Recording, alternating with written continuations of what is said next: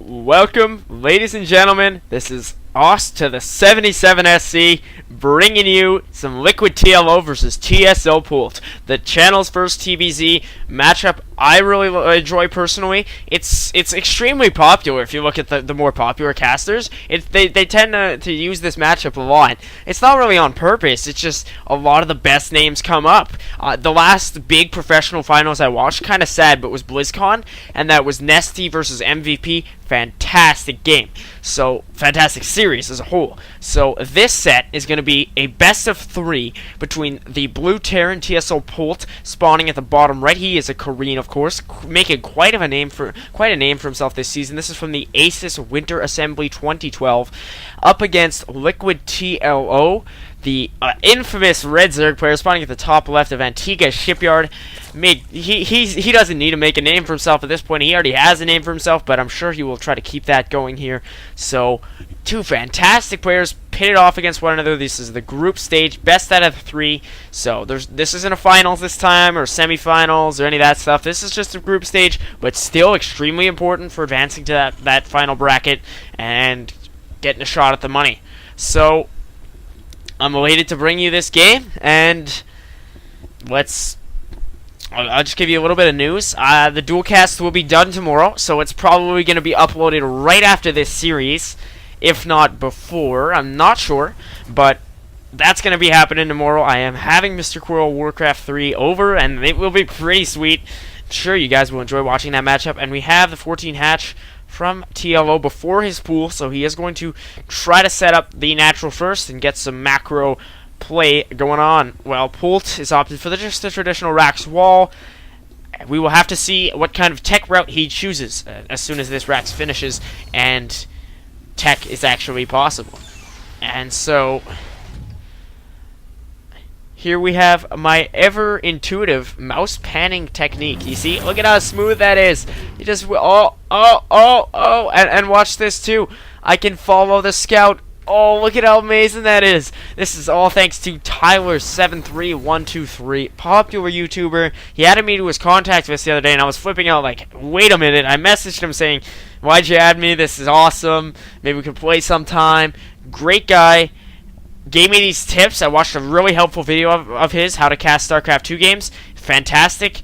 And it'll allow me to know how to follow and to pan with my mouse wheel. So, don't mind me if it happens that I scroll in a little bit like that, because when I am... yeah, I don't want to be following you anymore, SCV.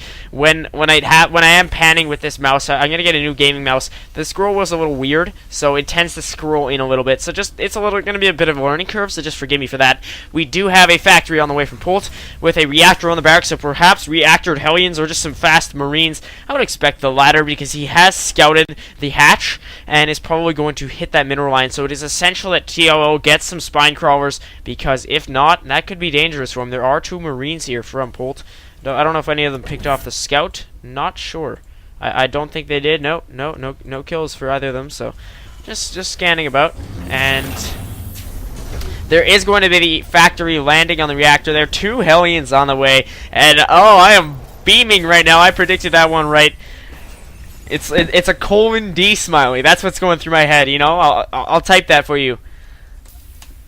Oh, it's not going to show... You know what I mean, right there, right that. I don't think there are any chat recipients in this game. It has already been played, to my great sadness. So these 2 Reactor Hellions are going to be making their way out here. One Ling could possibly spot this. And let us see if he does. If he gets roasted, he's going to spot it.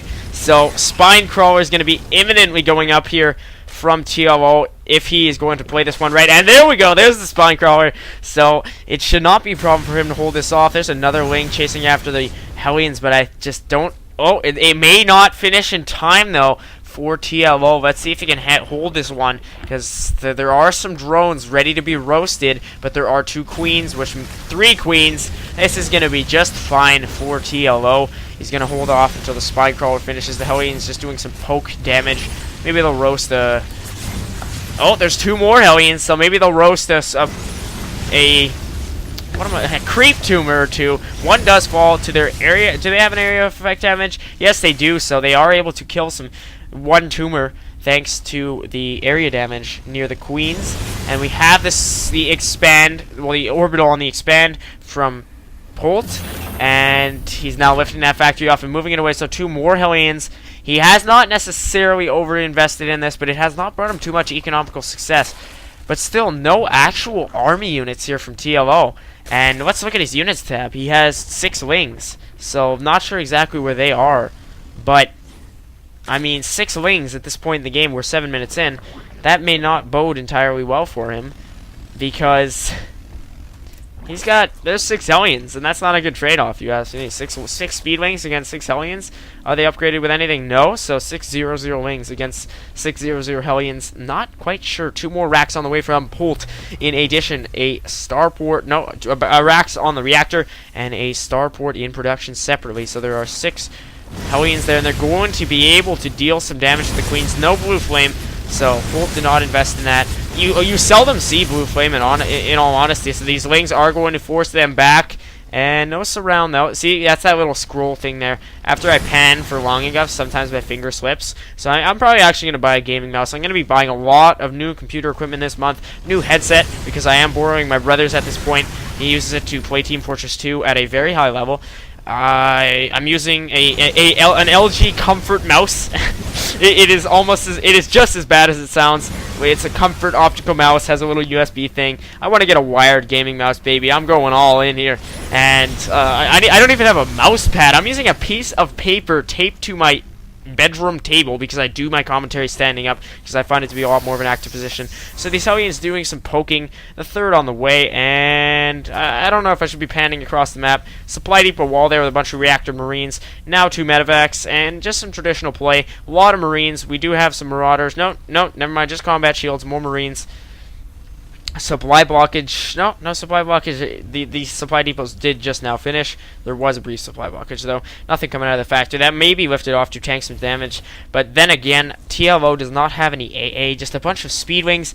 They will have 1-1 relatively soon. 10 more on the way. So this is just going to be essentially a mass Ling versus Marine play. The lair tech is on the way with 2 Evo chambers, of course, from our Zerg player, and he's going to send 2 Speedwings into Scout, and they will be picked off.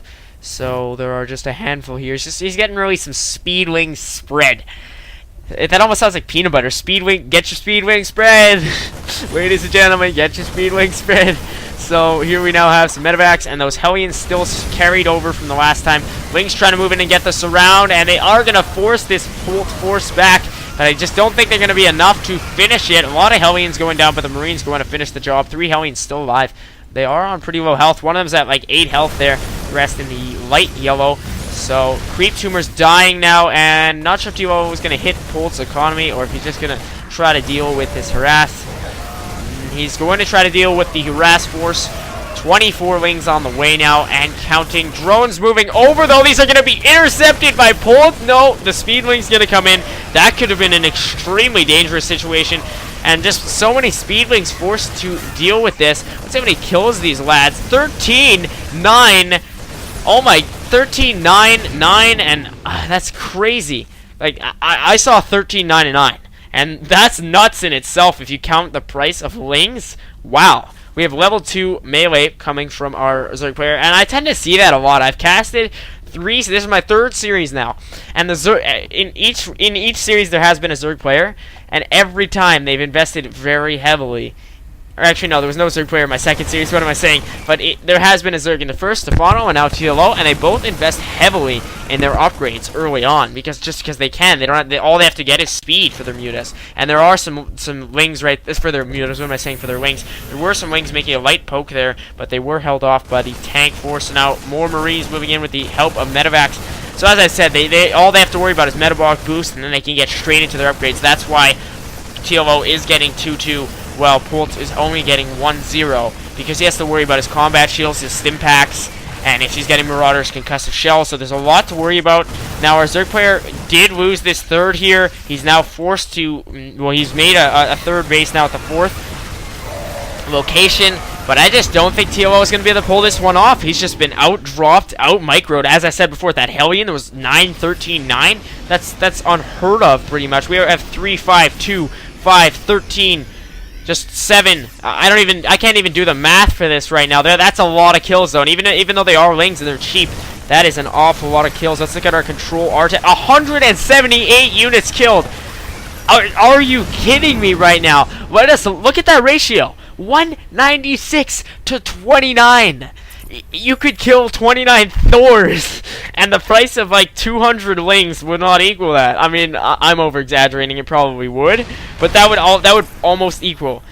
If I don't have a calculator on me right now, but if I did the math, it would probably be around even. If you had the resources from about, well, the minerals from about 29 Thors against 200 lings, it would be even. Feel free to calculate for yourself if you want. Maybe it'll even cost more for the lings than the Thors, because that's an insane amount of units killed right now. And TLO has a nice ling spread. He's finally getting the infestation pit and hive tech. The hive and layer icons are pretty similar in shape, so that's why I get a little bit mixed up sometimes. So this marine force is gonna stim up, move in, and pick off the 4th. There goes that hatchery. No Brood Lords coming out of it because it was not finished. And there's TLO.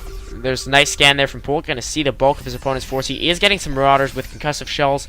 No actual tech from TLO, just these speedwings with no crack. But crack will probably be on its way right after the